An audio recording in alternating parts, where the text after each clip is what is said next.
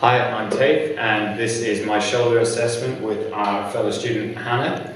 I'm going to follow the same protocol as I did with when I was assessing the knee, which involves taking a detailed subjective history, which will help guide my testing throughout the session, and then following the principles of look, feel, move, and then any special tests. So for the purpose of this assessment, I'm going to go through a general shoulder check without going through the detailed history.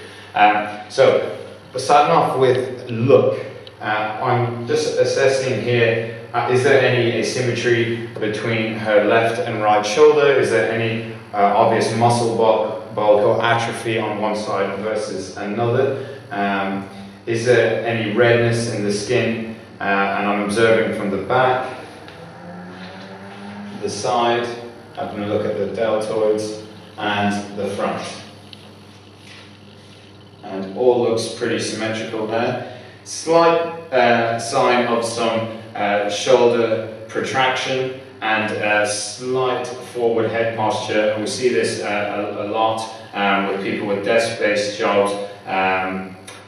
But generally more exaggerated than that. We call it the upper cross syndrome, which is characterized by tight left scap, upper traps and pecs from being in this posture for too long. From a strength conditioning point of view, we see this a lot with people that go into the gym and do one-dimensional programs such as just only bench press and working that anterior chain so that further get tight through their pecs. So that's the only thing of note from having a look at Hannah's posture. The next thing we'll do, we'll go into feel. So I'm going to start with the scapula. I'm just running my thumbs along the border of her scapula, working my way across. Any tenderness or discomfort will do this. Good. Getting across to the acromion. Then into the coracoid process. And then working my way along the clavicle. And that all seems fine. Good. Any pain or discomfort? Excellent. Okay, perfect. So, next we're going to go into having a look at some of her movements. Okay, so we're going to start off, Hannah, if you could come to the wall or the mirror here. I'm going to have a look at her push-up. So, bring your hands down a little bit low. And I'm just looking for the scapular rhythm as she does this push-up. You do 5 push-ups nice and slowly for me. So I'm just checking what's happening at her scapula as she's doing these push-ups. Good. We've got some nice even symmetry there as she's doing her push-ups, which is great. Good. One more. And relax. Fantastic. Good. I also like to look at any sort of rowing movements. So yeah, if you stay there for me. Usually I'm in the gym, so I have a cable machine or something of that description. I'm going to hold on to this, don't let go. And I just want you to pull that back towards you for 5 reps. Okay? And what I'm looking to see here is when she pulls back, is she able to get that shoulder back as she pulls? Frequently we see people, and certainly when they have impingement, with the elbow coming back, but the glenohumeral joint coming forward. But no, she's got some good use of her rhomboids and lower traps pulling back nicely there. Great, and again, I'm always comparing left to right. Okay, before we continue with the shoulder assessment, I just want to screen the joint above and below her shoulder. So just having a quick look at your neck. Do you tell me if you have any pain or discomfort when you look over your left shoulder? Good. And I'm just going to apply it. Good. And then over the other side. Any pain or discomfort? Good. Chin to chest. Just slight over pressure. Good. Extension. Anything there? Okay. Bring your ear to your elbow or your ear to your shoulder. Good. And then over to the other side. And no big asymmetries there when she's doing those movements. The other thing I like to look at which is in combination with looking at her shoulder flexion, is how her thoracic spine is working. So hands down by your side, lift your hands up nice and high for me, good, and then back down. And while she's doing this, I'm not only looking to check her range as she lifts her arms up above her, so can you keep doing a few reps for me there, but I'm also looking to see, can the thoracic spine extend? Especially for clients with impingement, can you do a rep where you try to prevent yourself from extending your thoracic spine? They have poor thoracic extension commonly leads to impingement, so that's an area I'm assessing while she's doing her shoulder flexion. Just one more rep of shoulder flexion. I also like to assess this from the side to check that both are reaching an even height.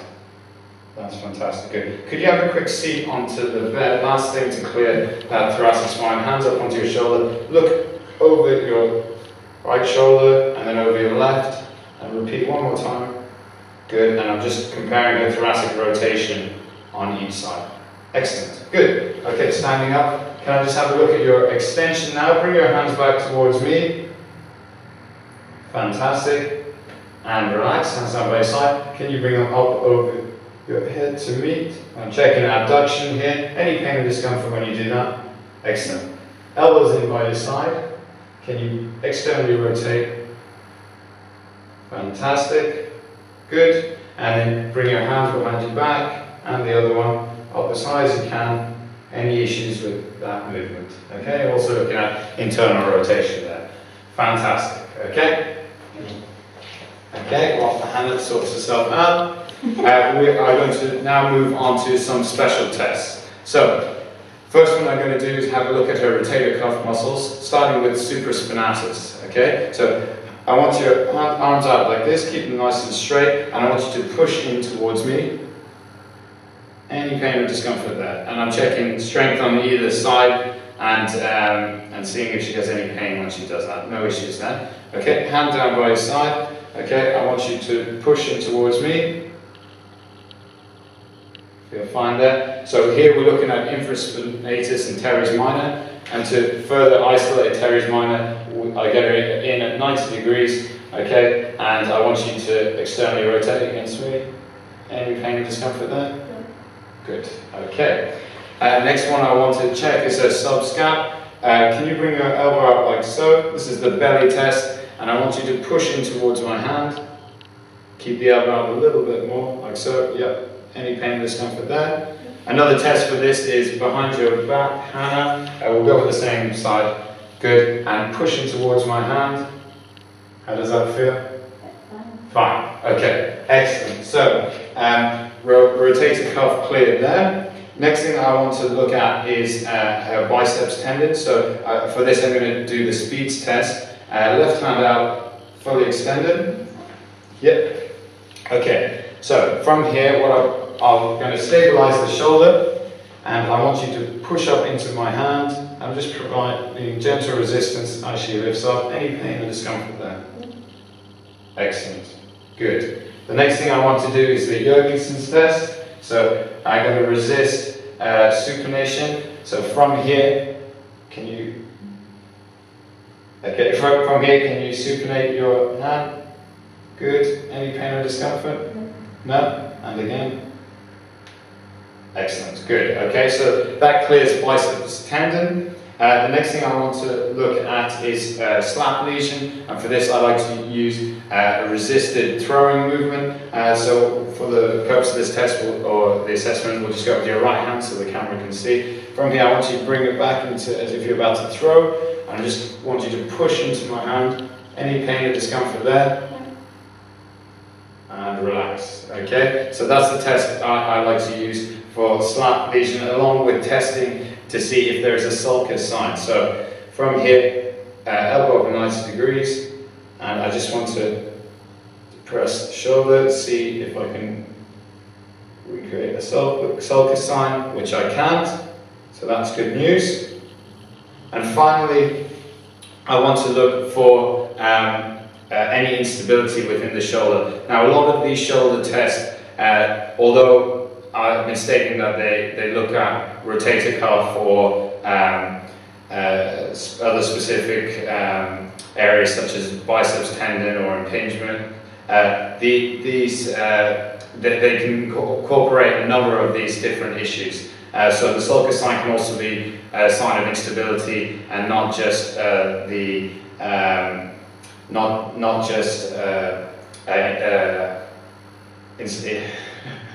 not just an impingement or other factors, or a slap lesion. So there's a number of things that it can be a sign of. Okay, and before I do the apprehension test, can I just have I'm going to check for impingement. Okay, and for that I'm going to take your right hand and go into a Neers test. So from here I'm going to bring your arm up and tell me if you have any pain or discomfort when we do this. No issues there? Okay. The other two tests I like to do for impingement is the Hawkins-Kennedy test.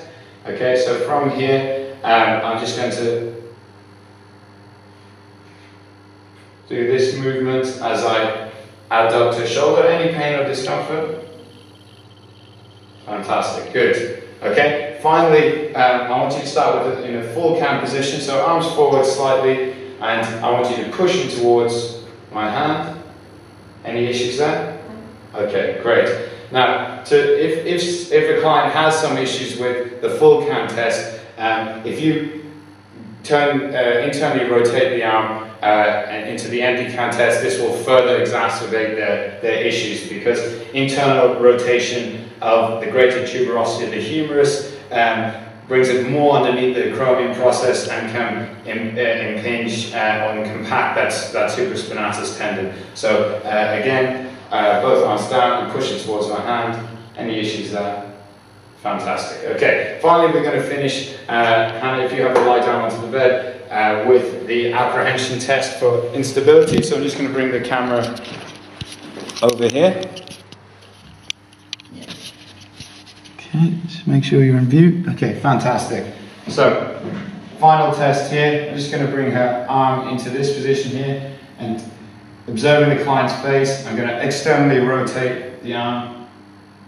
Any pain or discomfort there? And often, if they do have a positive apprehension test, if I compress the shoulder, and this often relieves it. Okay. That concludes my shoulder assessment. Thank you very much.